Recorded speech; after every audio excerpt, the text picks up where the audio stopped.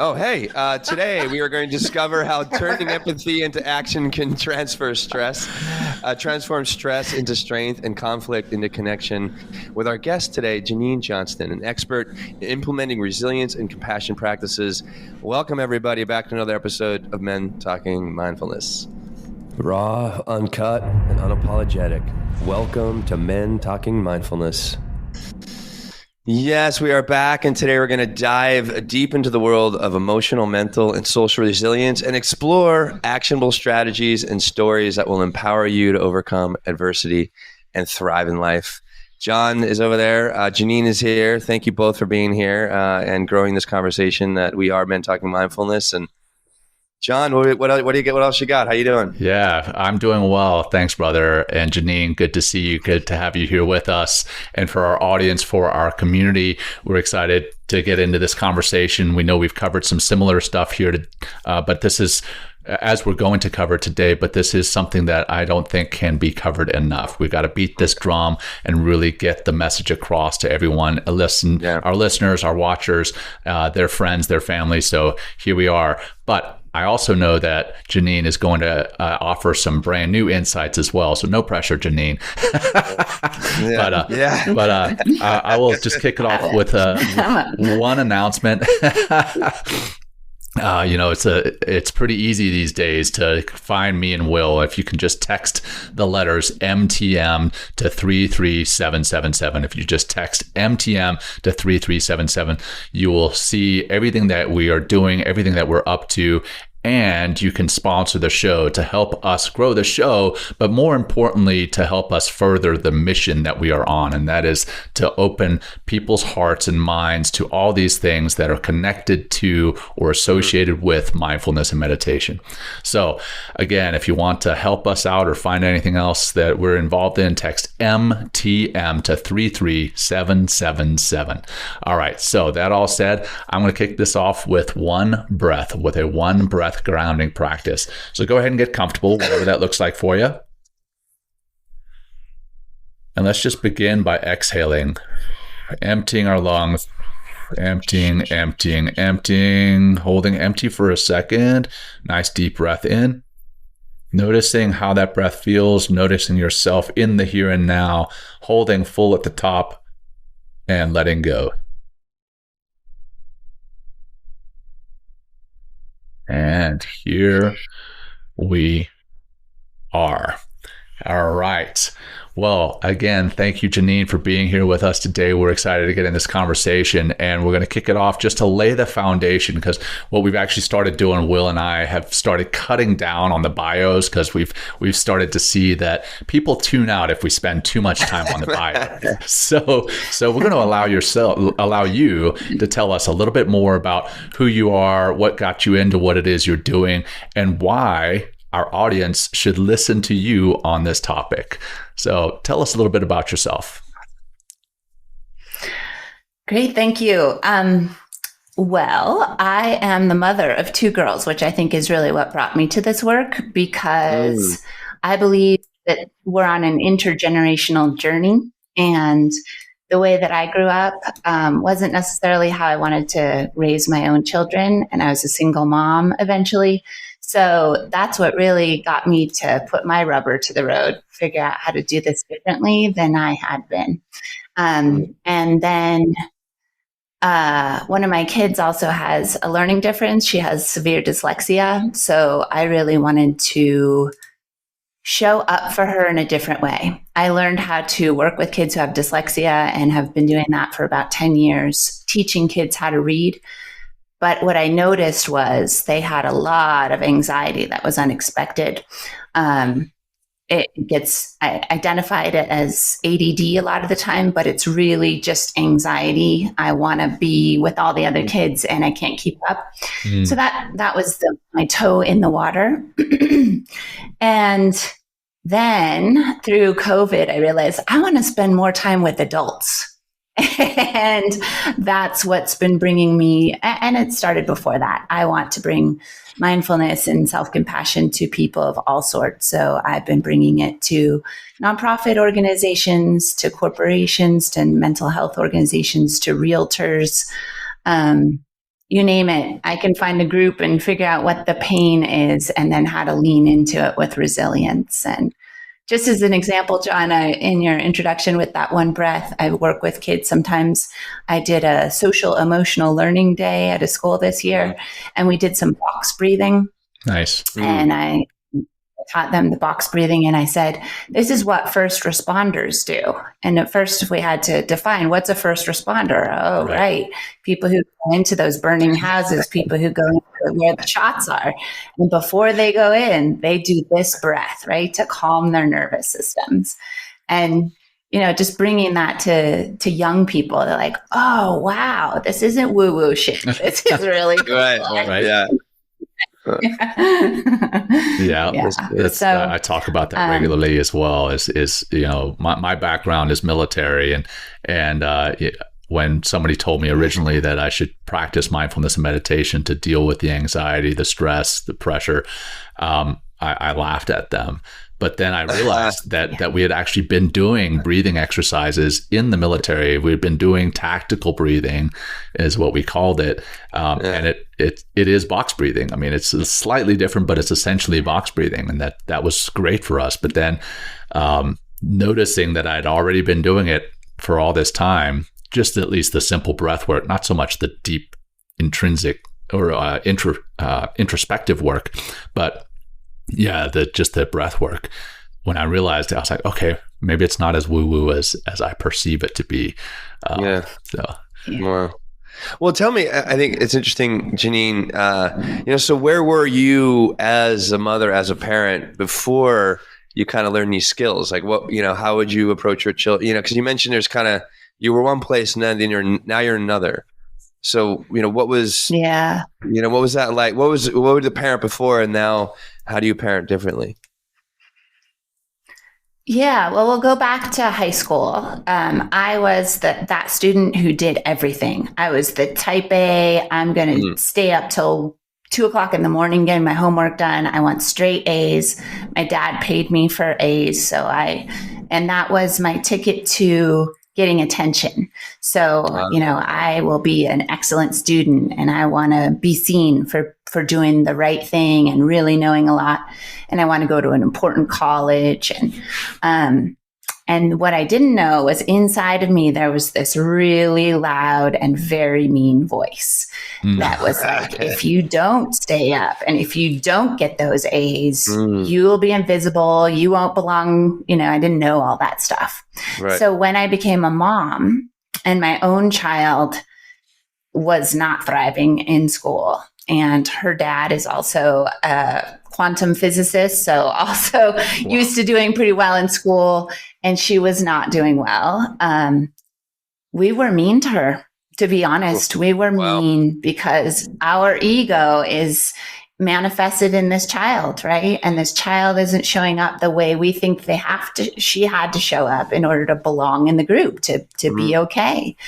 And wow, it's taken me a journey to figure out she is inherently wonderful. No matter what kind of grades she gets, no matter how she reads, she is the most wonderful manifestation. She's a human being, and she is, my own little human being that I helped to create. But regardless, we got off to the wrong start with this little being. And so I have a lot of guilt and shame around that journey that I'm still working through. But learning how to show up for my children and has been directly related to how I show up for myself because of that ego extension that our children manifest. Well, yeah. What's the difference? Like, so how do you approach, instead of, shaming her and, making her probably feel really bad and more anxious, what's the approach? What was the shift in the approach? Yeah. So one part of that is recognizing the human negativity bias. We're always homing in on what's not going right, and so much is going right. So now I'm a detective of what is going right. And whenever I see things that she's doing well, it's being very specific about amplifying that. but it's also having this ongoing conversation. Tone of voice is super important, warm, loving, sometimes motivational and fiercely compassionate, but the tone I have to focus on. And then using lots of kind words and just all kinds of nicknames and ways that I can lean into making her know that she's got secure attachment with me. No matter what she does, I'm here for her. And I'll help her when things are rough, and I'll be there for her.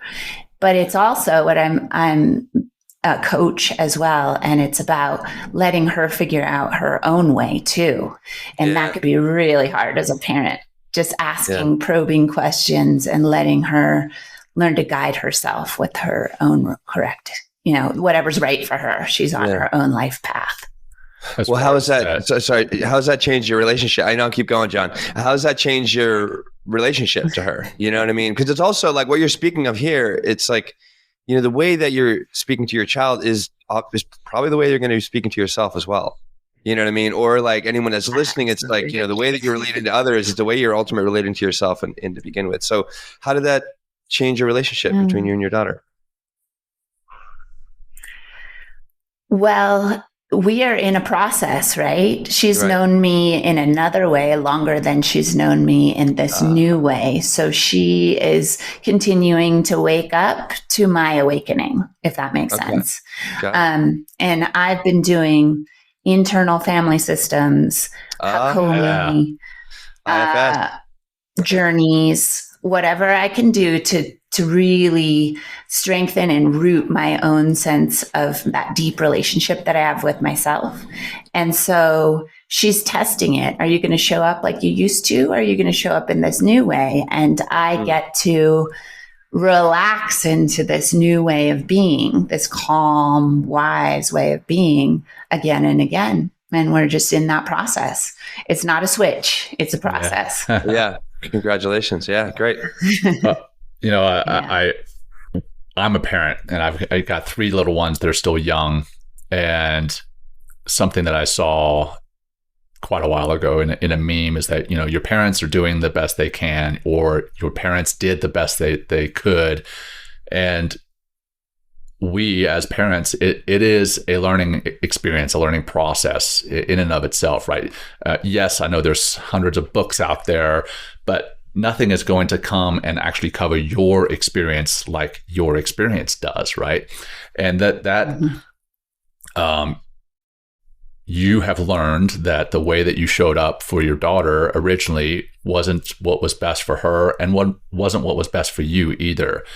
And you talked about having some guilt and shame around that. And then Will mentioned the fact that you may talk to her the same way that you talk to yourself. I've always found that I talk to myself much more harshly than I talk to anybody else. And since we're talking about compassion, and you mentioned self-compassion before, let's define what self-compassion is, or compassion as a whole. I mean, we talked about when we were in the green room before we actually went live, that a lot of people don't know what compassion truly means. And I know Will's an ambassador for compassion from Stanford. You've got a lot of background in compassion, obviously, hence your being here on the show. But could you define what compassion is, first of all, then kind of unpack self-compassion, and then maybe let's come back to that piece where you were talking about feeling that guilt and shame about your parenting before, and how you could offer yourself, or somebody listening could offer themselves, some self-compassion for the way that they may have parented in the past. I know that was a lot. Hopefully you can digest. Yeah. Let me take some notes. Yeah, right. We'll find our way. All right. So compassion. Compassion is the recognition that suffering is going on. That's where the mindfulness comes in. And then the will to alleviate it. And that's where the action comes in. Self-compassion is that directed inwardly, or as the program that I teach, the 8-week mindful self-compassion program by the Center for Self-Compassion, designed by Kristen Neff and Chris Germer, we define it as treating ourselves as we would treat a best friend, a dear friend. And so one of the first things that we do is recognize. We do an exercise where our friend is suffering, they're going through something rough, and we recognize what we say to them, what tone of voice, if we use any soothing action, supportive actions for them. And then we imagine ourselves going through a rough situation that similarly, and what do we say? What's the tone of voice? And do we do anything? So that's pretty universal. That's a human trait that we often speak to ourselves. And I think it's cross-cultural. We speak to ourselves in a way that we would never speak to another person until we become aware of it. So then how does that applies in everything we do. That applies in being a parent. That applies in our workplaces. That applies to leadership. That applies to schools. That applies to teen suicide. So much. Yeah. Did I get all the parts there? Yeah. I mean, I think the piece that I just wanted to touch on a little bit more maybe is as a parent who is experiencing some type of shame for the way that they have parented. Because I know I've lost my temper, and I mean, Will and I have done episodes on managing your temper. That's one of the big reasons I practice mindfulness and meditation, is to manage my anxiety, which is often the cause of my temper. So much so that I'm embarrassed to admit this a little bit, but my young daughter, she's 7 years old, and recently she's like, "Daddy, what is it that you do for money?" Like, right? Because my wife's an orthopedic physician assistant, and she goes and fixes bones. And here I am teaching people mindfulness meditations. And she said, "So you basically teach people to not get angry?" And I said, "Yeah." And she was like, "Well, that's funny because you get angry." I was like, "Oh, damn it!" Yeah. So I know. My accountant says, "Oh yeah, you just sell air, Will." BS meters. Yes. Right. Oh my gosh, such big time BS meters. Oh god. But you know, I definitely again, even with everything that I teach and practice, I still do have this shame about losing my temper, and I want to discuss how can we offer ourselves. Now, I'm not saying, hey, let's give ourselves excuses and say, hey, we can just go lose our temper all the time. But how can we give ourselves grace or that compassion for mistakes that we have made in the past and mistakes that we are working to fix? Yeah. So the three tenets of mindful self-compassion as identified by Kristen Neff are recognizing that we're in a moment of suffering. So our kid does something and it's not what we would like them to do, right? As an example. The next is other people like me in this situation would also be suffering. So we could tap into other dads like me, other moms like me in this situation would also be suffering here. This would be hard for them too, because our brain tells us we're all alone. We're the only one who's ever been through this. So we override that with that mindfulness. And the third is we offer ourselves kind or motivational, fierce words in that moment, depending on what we need. So we say, "Oh man, it really does. It feels so awful that our kid did that thing that we don't want them to do, you know?" And we might even put our hand on our heart. We can use a fist or we can use a flat hand. We can put it on our core or our leg, our face, wherever it feels good. I know of a kid with autism who puts it right on his forehead. And at that moment, we start to physiologically soothe ourselves. And as we soothe ourselves, then we have more options, right? It's that space between stimulus and response. So those are the three pieces of self-compassion. The other person who was involved with designing this mindful self-compassion course, Chris Germer, talks about how he was a Harvard professor in clinical psychology. And he was asked to give a speech in front of other people at Harvard. And he was terrified. He was a terrible public speaker. So much about ourselves and our past relationship to our parents, our attachment comes out in public speaking, right? He was absolutely terrified. He had 7 weeks or something to get ready. And he suddenly realized that what he thought he had an anxiety disorder, but what he had was a shame disorder. And what he means by that is that in his childhood, the way that, and he hasn't really said it this way, but this is my understanding. In his childhood, the way that he related, especially to his father, he's talked about that, is that his father would use shame to get him to comply with what his dad thought he should do. And so that kept showing up, especially when he had to prove his mettle, right, to show up for other people. And so what he has discovered is that self-compassion is the antidote to shame. When we can relate to ourselves with that kindness, oh, buddy, yeah, this is hard. This is really hard. Then we have other options.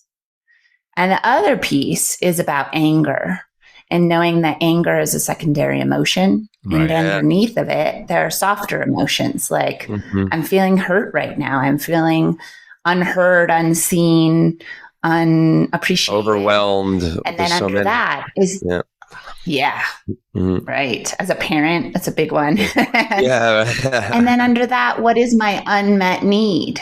What is my unmet need? Because there's an unmet need. And when we can identify what we need in any moment, that is the core of having self-compassion.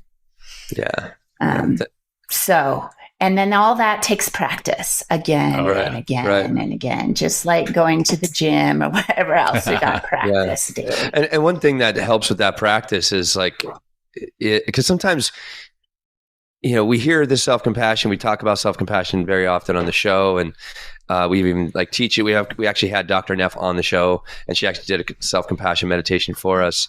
But we really don't have. Yeah, she's wonderful. I mean, I love her books. Like I listen to her audio. Oh, she's just really great. I mean, wow. And she has her own struggles too with her family as well. I mean, so she's really always in exercise, you know, kind of exercising this. But like to get to this place of like, you know, rescuing yourself through self-compassion is like also, and we have to catch those thoughts. And, you know, what we need to do first is like really slow down, right? This is why we always talk about the breathing. We always talk about like practicing your breath so you have the opportunity to kind of open up the door to shift your perspective, right? And begin to leverage these other practices that are very helpful to alleviate our suffering and to not just for ourselves, but we can be better with our family, better at work, better, you know, other people. But it really takes that like, we have a lot of men that listen to the show, and like one of the first things anybody needs to do, men especially, to let go of, it's just slowing down. Like, what does it take to slow down? And when you slow down, you have this opportunity to kind of catch these habits, if you will, of yourself, and that's really so much what they are. And so thank you for sharing all that. I mean, really, it does make such a big difference, you know, because we're not going to be able to catch those thoughts if we're not calm or more relaxed. And, you know, that, I don't really have a question right now, but, well, I did. Well, I love that. I love that. But, last couple weekends ago, I went away on a camping trip. It's just starting to become spring here, and we went out nice and early and stayed in northern New Mexico in this tiny little town with adobe homes that have these little agricultural plots that reach down to a little river that's burgeoning with water right now. It was gorgeous to be out there. And I went with my partner, who is, and I love you. We went out there. He's a CEO of a company. He has about 50 employees. He's a psychiatrist, and he has a number of people working on severe mental illness in his clinic. And he's also a single dad. And so slowing down is not something that he knows about, right? And one of my most precious parts of my path is retreats. And I know you guys are having one coming up, but going away and sitting down and being quiet and moving slowly is a life-changing experience. My partner has yet to do that other than little retreats that I've organized for us. So we went away and we had 2 days to just sit in some willows and walk around a very small place. He's a runner, loves to be, you know, getting it out there, and we were just quiet and slow, and it was mind-blowing to him, and it's mind-blowing to me. But I have to be disciplined to make the time to slow down, because when you're in the rat race, when you're running around, like we are told we have to do.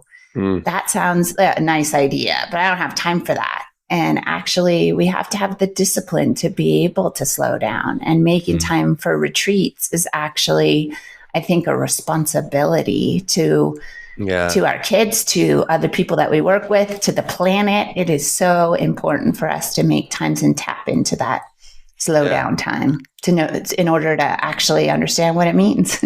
Yeah, and those retreats are fantastic. Obviously, Will and I believe in them. We run them. We've been to them. Retreats are fantastic, but we also have to make time in our day to make little miniature retreats, right? I sometimes just take a break from the computer and literally lay on the floor in my office with my feet up on my yoga ball, and just for 5 minutes. And that's a little mental retreat for a second. And we talked about society is what tells us that we need to go, and we need to be in this rat race, and we need to have more stuff than it used to be just that more stuff than the Joneses, right? We're keeping up with the Joneses, but now with the internet, we're keeping up with the whole world. Something that I sent Will this morning. If you haven't seen it yet, it's in Slack, and I always mess up his name, but is it Sadhguru's? Sadhguru, yeah. I saw one where he says, the biggest sickness on the planet is everybody trying to be special. And, I know, it blew my mind, which, I have totally felt that. I've felt that. Like, I've been like, hey, I need to validate my existence. I need to achieve more. I need to do more and more and more. And I think people get lost in that attempt to not just outdo the Joneses, but to outdo themselves and continually be special. And when you really take a step back and you realize, you know what, I'm already special. I'm already special for who I am. For like you mentioned, right? You were talking about your daughter wasn't doing well enough in school, and then you were getting angry, but then you took a step back and you're like, you know what? She's special because she's my child. She's a child. She's a human being. And when we can give ourselves that grace and understand that we are in fact special already, and yes, other achievements may come, and we can still have goals and strive to be, the best versions of ourselves. I'm not saying that we need to go sit in a recliner and veg out all day and say, hey, you know what? I don't need to be anything special. But I think constantly striving to be special and having nothing else in your life, that's a dangerous place to be. And that can also be the reverse of compassion, is when you are not special in your mind, right? Then you start to beat yourself up and shame yourself. Well, thank you for that segue, John. Yeah. If I can, is it all right? Well, if I go forward. Oh, go for absolutely. Please, going back to Kristen Neff, one of the things that brought her to this work was that she was a researcher. She is a researcher, and that's part of her beauty. She won't get ahead of herself, but she was studying self-esteem. And there was, back in the 70s when I was growing up, and 80s, we were all taught in schools to have self-esteem, right? You got to have self-esteem, and you got to teach kids to have self-esteem. And then there was this direct correlation, or a correlation between teaching people self-esteem and narcissism. So people started studying that. And what they found was that self-esteem teaches us to compare ourselves to other people. I am better than others at this, therefore I have value. Right. And we were essentially being taught, especially in the United States, as far as I can see, that we needed to be better than all other people at all other things. And that's impossible. So instead of giving ourselves this quiet value and confidence, we ended up with this sense of never being enough, which makes us very fragile. It makes us very brittle and fragile if we have to be better than all others, because we know inside of ourselves, I'm never enough. I've got to do more. I've got to do more. And that's how Kristen Neff got into studying self-compassion. And when the self-compassion research shows that when people show up for themselves with this kindness, using the mammalian caregiver system to soothe ourselves when things are rough, we're actually stronger. And therein comes the title of this show today, How to Attain Emotional, Mental, and Social Resilience. is actually by relating to ourselves with kindness when things are difficult. And when we can do that, then we're definitely not going to be lazy. We're not going to be weak. We're going to be stronger and more resilient because we're kind to ourselves. And that's what people don't get. My family has a real estate company in Washington, D.C., and I was coming up with this compassionate leadership workshop. And so I talked to the head of the board, and we were talking for quite a while. He lost his parents, and we were talking about that. And then we started to talk about compassion. We finally wended our way around to that conversation. And he's like, oh, yeah, well, my sister is compassionate. Oh, yeah, how is she compassionate? Well, she goes around and she's always like feeling everybody's emotions, and she's always wanting to help people when they're feeling bad. And then it kind of indicated that she didn't feel so great all the time. Empathic distress, right? Definitely indicated. He didn't want to do that. I'm not going to sign up for that. No, thank you. I don't want to workshop on how to be like that. No, thank you. And that's, I think, a huge myth in society, and maybe especially among men, is that being compassionate means that you're going to be this bleeding heart that is probably paralyzed by feeling everybody else's emotions. And it's not that. As far as I understand, empathy wakes up our heart. Oh, there is suffering here. I have suffering. Somebody else is feeling suffering. Because I know my suffering, I can feel somebody else's suffering. And then there's that action. And sometimes that action is just showing up with this attitude of, I'm here to listen to you. I don't have any advice because you know what you need, but I'm just here to listen while you work that out. Yeah. Yeah. So, and to pull that story together, like self-compassion research tells us that if we can show up for ourselves with that kind of attitude in the downtimes, we're much stronger. And it has nothing to do with that self-esteem that we have to be better than others, though it does help us have success and do our best. Yeah. One thing that I love that we have similar trainings, and we have similar people that have trained us. Like I was really woken up to self-esteem. I never really thought of it this way, but I was kind of raised in a household. My dad was always like, "Hey, be a cut above." You know what I mean? So in like kind of, it's important to be kind to ourselves, but and like motivate and inspire ourselves. But one thing, the trap with self-esteem, and I know there's a lot of 80s kids out there, early 90s kids out there that are now adults and like still in this self-esteem trap. We must compare and even compete or push down other people so we can feel better about ourselves. Like that's the self-esteem trap. And that like you were talking about with Dr. Neff, it's like that leads to more narcissism. Like I need to be the most special. I need to be the one that gets all the A's and doesn't share any of my toys or any of my accolades or whatever. Right. I mean, that is like toxic self esteem. And then like what you talked about, another distinction I really enjoyed learning was the empathy, right? And the empathy trap, where we can get into empathic distress, right? Whereas, and I love that they made like this distinction where it's like empathy is like, oh, I see that you're going through something right now, right? And I can hold space for you, like you said. I can listen. I can, and use compassion if you need it in order to kind of alleviate that suffering. Whereas we get into the empathic distress when we jump in the hole with them, take on their feelings, and now we're both feeling the same thing, and we're kind of like locked in this hole of empathy for one another, crying it out with no way out of the hole.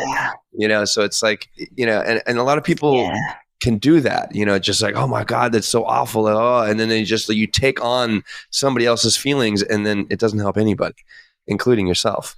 Really good distinctions here, because it's like, and it helps us to kind of shift perspective. And it's like, what really is important? And this is what's so important about compassion and self-compassion, because you get to alleviate your own suffering. Right.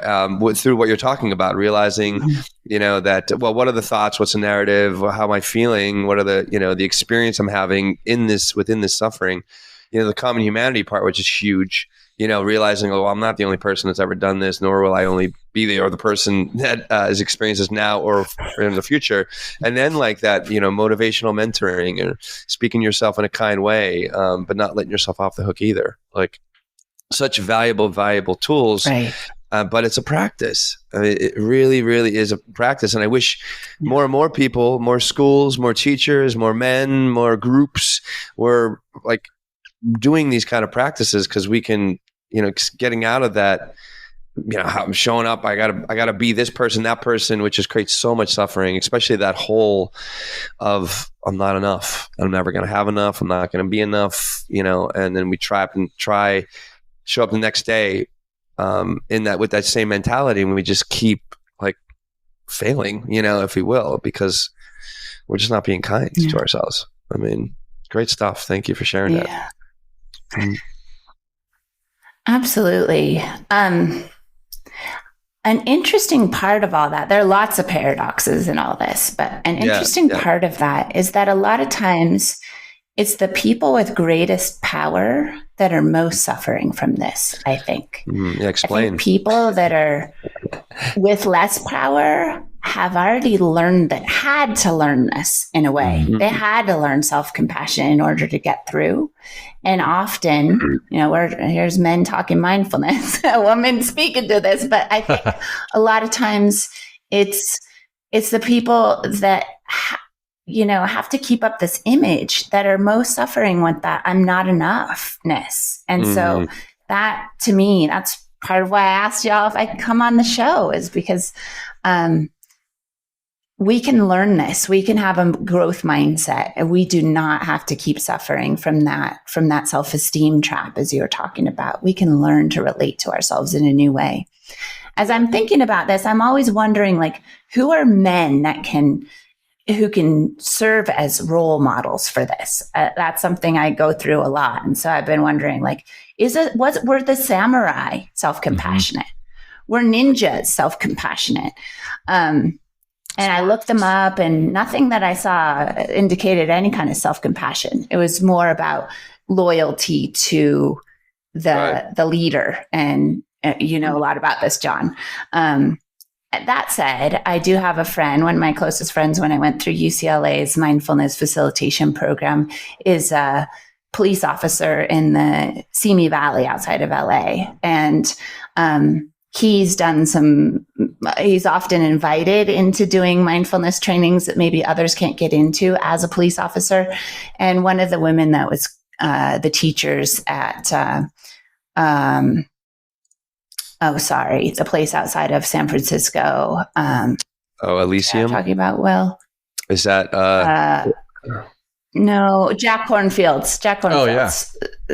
Place where they have a lot Omega. of. Okay, yeah. Not Omega. That was stuck in my mind. Anyway, it'll come to me. He was going there, and his teacher said, you're here because you are a samurai. So that's where I was hoping there was some teaching on how can the samurai show up for himself as a self-compassionate person. So I'm still looking for that image. If anyone knows out there, please let me know what is an image of a self-compassionate, totally incredible, successful, powerful man. I want to know. But I was looking this up the other day, and Rick Hansen came across my I love Rick screen. Hansen. And Rick Hansen is this awesome, amazing human. He wrote this article in the Chicago Tribune. And I had to get a subscription to be able to read it. So I'm now a subscriber to the Chicago Tribune, though I live in New Mexico.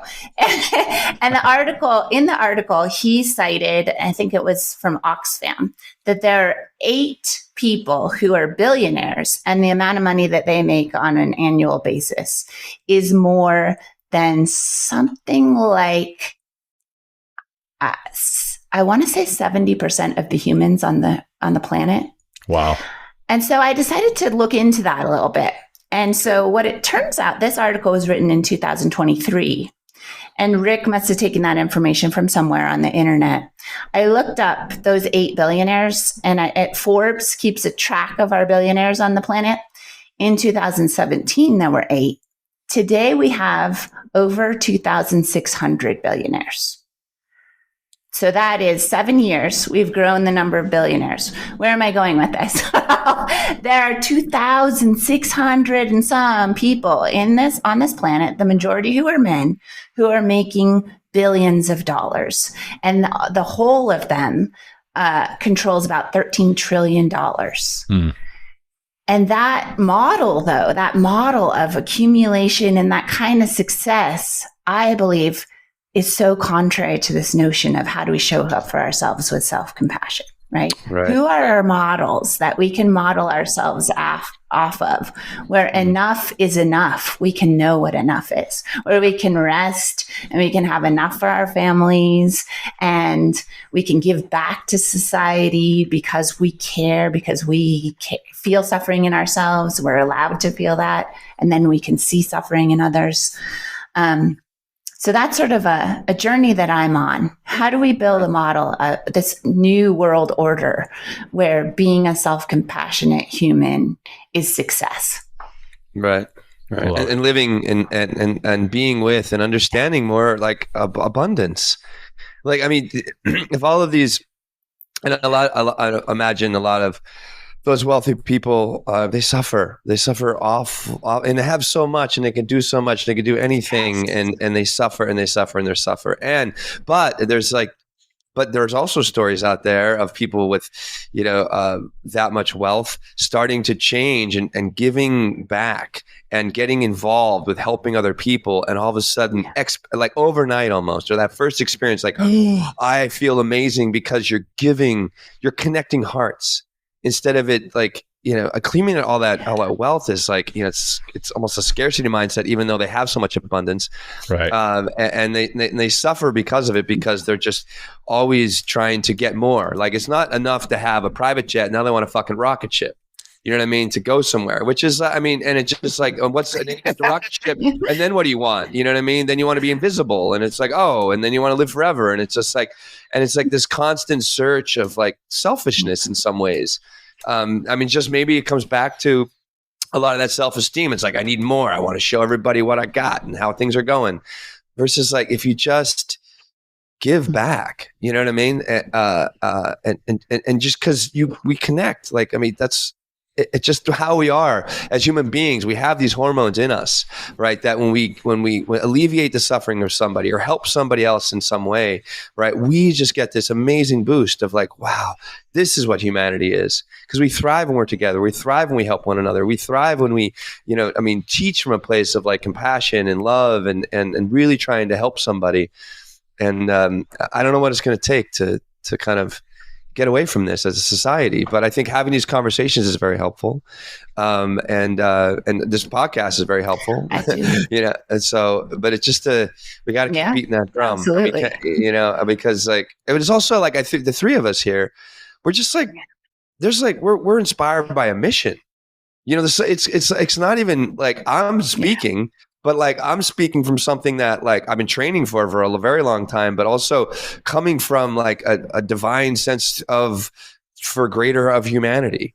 And it's just like, and once you get on that ride, it's like, what other door, other eyes or hearts can I open? Minds can I open? Doors that can open for other people so that they can kind of get into this field of all opportunities and all and happiness.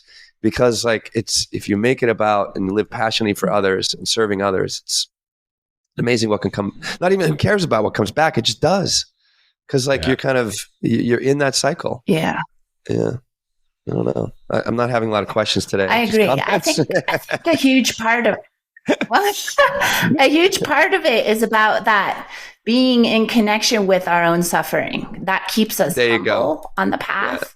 Yeah. And you're talking about giving back, but we give back from that notion that I am humble. I know that I make mistakes. Yeah. I have pain. And you too, as somebody with common humanity, suffer. And maybe I have tons of money. So now I'm going to give, but I'm going to give not because I am better than you. I'm going to give because I know I suffer too. And from that place of the obstacle is the way, we give, And for me, people who are going to be teachers of mine, I won't respect them unless they're coming from that perspective too. If they've got it all figured out, okay, you're not my teacher. Right. I don't have anything to learn unless you're tapping into your pain too. Right. Yeah. Yeah. I think that's one of the things that Will and I try to do is we tap into what brought us to this place. Right. And it certainly was not making money like we were discussing before. If we were driven by making money, we would not be running a podcast called Men Talking Mindfulness. Although one day we hope to make some money doing it. So if you're a potential sponsor, why don't you throw some money at us? If you want to sponsor the show, sponsor the show. Yeah. But again, that is to further our mission. But I want to come back to, the kind of the title here, how to attain that emotional, mental, and social resilience. But with a little bit of a twist. Mm-hmm. By not having that emotional resilience, by not having that emotional control, emotional regulation, maybe, how does that weaken us as individuals, weaken us within our own hearts, our minds, and then outside within society? How does that weaken us? Yeah. So when we don't know how to emotionally regulate, which there isn't a lot that teaches us that, right? Schools are really struggling how to bring this in. Parents, I think, are more and more struggling on how to bring it in. So when we don't know how to emotionally regulate, we become, I like to think of it like a dead branch, right? A piece of wood that's all dried out. Something happens and it creates stress, and that weight of the stress breaks that wood, piece of dried out wood, right? We are brittle because what we do is we react and we make the situation worse because we come at it from aggression, and then there's this downward spiral that begins. But when we learn to emotionally regulate, when we recognize that pattern of, for example, anger. Okay, anger's up here. What is it telling me? It's telling me that I have some unmet need. I've got some emotions that are soft there that I don't want to turn towards. And under that, there's this unmet need. And if I practice that, then I have this resilient possibility of responding instead of reacting. Right. So then I'm like a nice piece of willow that kind of bends with the wind and can go with things. I've got flexibility. And that's the process of practicing how to respond. Yesterday, I was in a school, International Baccalaureate Public School here in Santa Fe, and I was giving the last lesson of a year-long program to some kids on mindful self-compassion. And beautiful. The program kept getting interrupted, so I wasn't going to be able to fit in difficult emotions, managing difficult emotions. Like, we gotta shoehorn this in. And so what we were talking about there with the kids, I brought in oobleck with my assistant. Oh, yeah. Oobleck. Do you remember that stuff? It's stuff that you can with walk water, on or run on. Yeah. I think it's or you sink in. Yeah, depending on how you. Yeah. My kids are obsessed with that stuff. Right. It's like yeah, I guess peanut butter is like that. There are a lot of other substances that are like that. And quicksand is like that. Anyway, the kids were, even though they're, older teens, they were like, wow, this is so cool. Having so much fun making it solid and then watching it melt into a liquid. And the point of that was so that they could remember, how do we deal with our emotions? First of all, we name the emotion. Oh, I'm feeling anxiety. I'm feeling fear. I'm feeling irritation. I'm feeling frustration. That brings our prefrontal cortex to the amygdala. And so we start to calm the amygdala. The next step is, real quick, Janine, we feel that emotion in the body. Do we express that we are feeling it rather than I am anxious, I am angry, I am, rather than defining ourselves as that? I guess that is that a beautiful, an John. Important distinction? Yeah. John's a great student. As far as I understand, that's wonderful. Yeah, I love that. I think we just say the word anger. Okay. Right. Anger Name it to tame it. Right. Not I am angry, but anger is here, we could say. Gotcha. Or I'm feeling angry, right? I am feeling angry, right? So it's a feeling. Yeah, I'm feeling good. Mm-hmm. And that's where we get to the physical part of it, because then we actually feel it in our body, and our brain is meant to run away from feeling those negative things, all those difficult emotions. We have all kinds of things that we do. For me, I recently realized in the last year or so that I cry to avoid feeling difficult emotions. So when I remember, like the tears are coming, where do I feel it in my body? The tears just dry right up. But I don't think a lot of men do that. They do other things, right, to run away from feeling and break shit. The difficult emotion is. So we get used to, and each emotion, there are these really cool images. Oh, I'm not going to know how to say this, but the Numenon or something laboratory, and I don't know what university it is, has done these maps of the human body and what our body looks like when overtaken by different emotions. So they have certain patterns in bodies. So we could go and find that, or we can just map our own body. Like when I feel angry, I tend to feel it in my belly. I feel it in my arms, my legs, whatever it is. When I feel sadness, it's here, there, whatever. So we get to know what those difficult emotions feel like. And then we go through 3 more steps. We soften because our muscles tend to either tense or vibrate when we're having those difficult emotions. So again, we just say soften, and we try to work with those muscles around that. And then we give ourselves that support. We can put a hand over that part of our body that is feeling that tension or that vibrating. Or we can say nice words to ourselves. Oh, there it is again. Anger. Yeah, we know you. We got it. Yeah, I know you, anger. In that warm tone of voice. And the third part is we open or allow it to be there rather than trying to get it out of there, get out of here, because what we resist, we persist. Right. What we resist persists, right? So we name it to tame it. We feel it to heal it. And then we open to it so that we're not resisting it. Yeah. Beautiful. Wow. Yeah. So that's emotional resilience right there. Right. Yeah, I'm looking up some of this Numenon emotional mapping I kind of put in, and it's interesting, really. And they even give me a graph. Yeah, I did. I put down map. It didn't really take the map thing very well, but any specific, but yeah, there's also do discuss various aspects. Maybe this is the right thing. Never mind. Forget. Right. So, but to give me a map, so who knows what the fuck I'm looking at? Sorry. Okay. Anyway, I'll send it to you guys. Thank you. But I mean, that's where it begins, and it's like really we all have an opportunity to do this, and we live in such a reactive society now because of technology and, the way that we've been kind of raised. And then we're raising our children and our families and our communities in the same way, kind of reactive way. And I would just take a step back and, realize that we're emotional beings. Like I say it all the time on the show, we're emotional beings but we don't have to and it's beautiful to have these emotions. It's beautiful to cry and to love and to have all this spectrum of emotions. But when it continually controls us, and we're walking around with all this anger, all this rage, or all this depression, it's whoa, how's that working for you? And if it's not working for you, then you can do something about it. Take Janine's course, or there's a lot of courses out there that could. Honestly, that's how all this starts.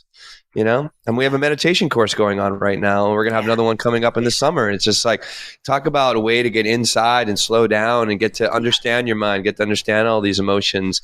It has to start somewhere, and it's not just going to happen for you because you're listening to this show, and I'm glad you are, but you got to take a step in order to do the work. Do the work, period. Yeah. Awesome. It takes some discipline.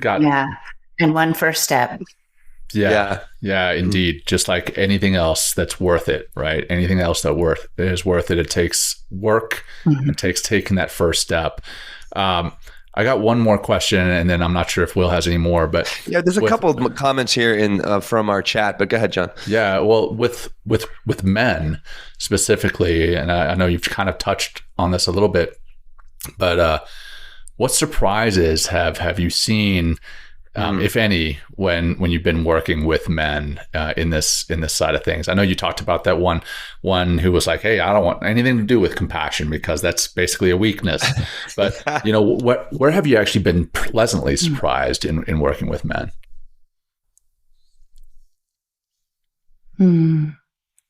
Uh-oh. Yeah. Well, I haven't been surprised by us, John. No, surprised by us. Sorry, Janine. I think it comes from this radical responsibility. There's a lot of blaming that goes on. There are all kinds of excuses. Like, I'm a man. I can't feel stuff. I don't feel anything, right? Is a common thing. And when just little by little, one starts opening up to feeling the emotions again, then not only does it open up the possibility of feeling those negative emotions, but it also opens up the possibility of feeling all these positive emotions. So it's this feedback loop that, yes, I'm going to open to all emotions. And that means I'm actually going to feel more joy, actually feel joy. Not like, hey, dude, I don't know, I got the biggest house on the block and I drive the fanciest car and my wife looks like whatever. But it's like, I am really happy. And maybe you live in the biggest house, but I love driving my fancy car. I feel joy when I'm in that car because I'm starting to learn to feel these emotions. So I guess I see a lot of men that I work with sort of like, oh, well, I can't understand other people because I don't have emotions myself. So therefore, I don't know what's going on with these other people. And that's because whatever, there's a reason for it. It's like, wow, but you're human. You actually can. You just have to train. Right. You've been trained not to. And there is this whole lease on life when you do train to feel the feels. Yeah. I love it. And when men do feel the feels, like, 'cause we work with a lot of men, it's like amazing what comes out. Like, I love seeing a man wake up. It's remarkable. And like, you can see their hearts open, their minds open. They begin to, like, all the pressure to be whoever there should be as a man just starts to dissolve. And it gets confusing for them because, like, okay, well, who am I? Right. I mean, we've kind of been there. But when they continue to practice, the conversation gets better. They get kinder. They're all they stop isolating as much. They're able to, like, connect more meaningfully to other people. It's absolutely beautiful. But it takes that, hopefully it doesn't take a heart attack, for you to wake up, or, the destruction of your marriage for you to wake up. Hopefully you get there before any one of those things or something even as devastating happens to you. But it's possible. It's absolutely possible. You got to take the first step. And what's that step going to be? So, yeah. Well, right.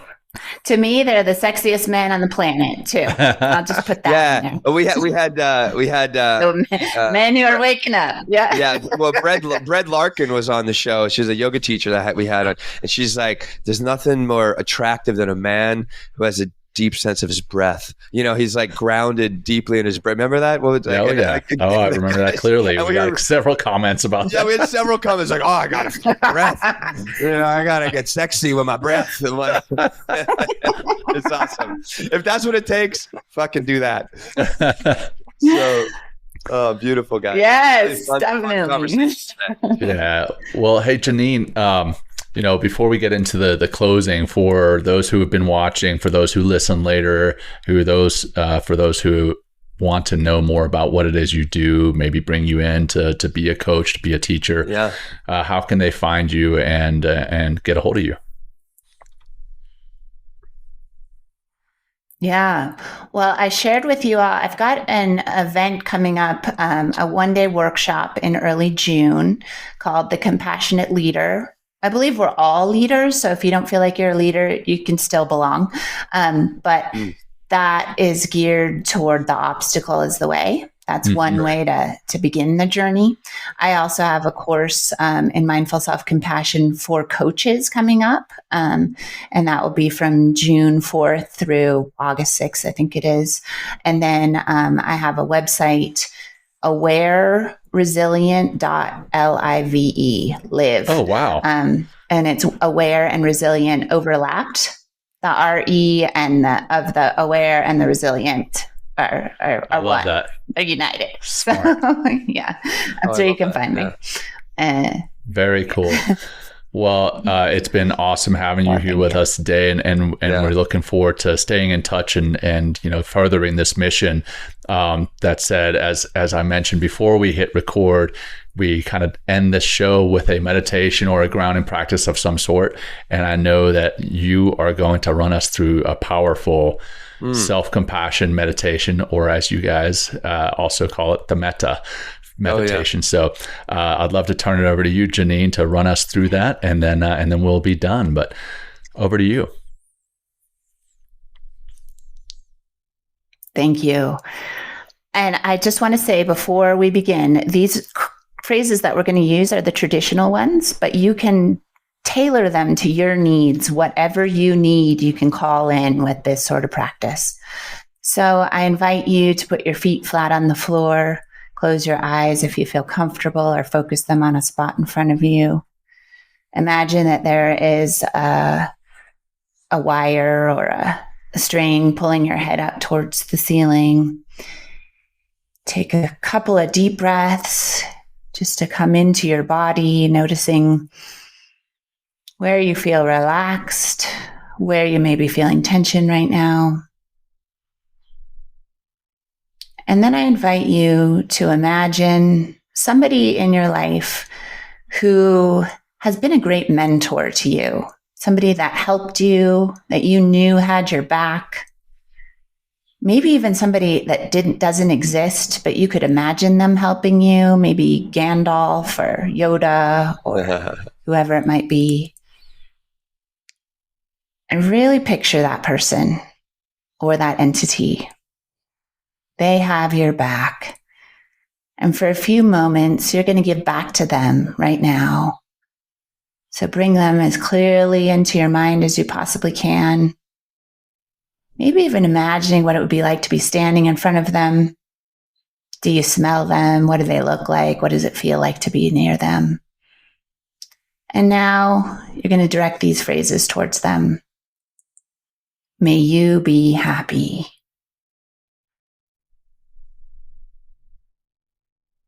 May you be safe. May you be healthy. And may you live with ease. And we do it again. Really feeling our heart right now, kind of pushing out these words. May you be happy. May you be healthy in body and mind. May you be safe from inner and outer harm. May you live with ease. And now you can repeat this as many times as you would like, but because of the part of time now, I invite you to imagine somebody you don't know, a neutral person, just somebody on the street, somebody at the gas station, somebody in the grocery store. Maybe somebody you would ignore, but now you're going to offer them these phrases. May you be happy. May you be safe. May you be healthy. May you live with ease. Again, we can repeat those as many times as we need. And now we're going to bring ourself in. You can either bring that internal notion of yourself, or maybe you project an image of who you are in front of yourself. And you offer these phrases from your own heart to your own big ass self. May you be happy. May you be healthy in body and mind. May you be safe from inner and outer harm. May you live with ease. And you can repeat these phrases as many times as you need. And you can also tailor them to any need you have. anything that's going on in your life that's difficult, you can invite that in. May you be resilient. May you be able to let go what's difficult for you. Not get too wound up in it. May you be patient. May you accept what is. May you be kind to yourself when you don't do the right thing. And you can repeat these things. The more often that you repeat them, studies show the more open your heart can be. Mm.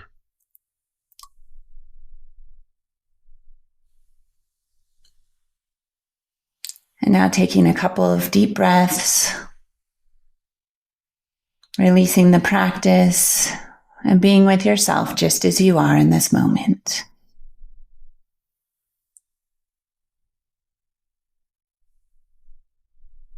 Thank you. Thank you for your practice.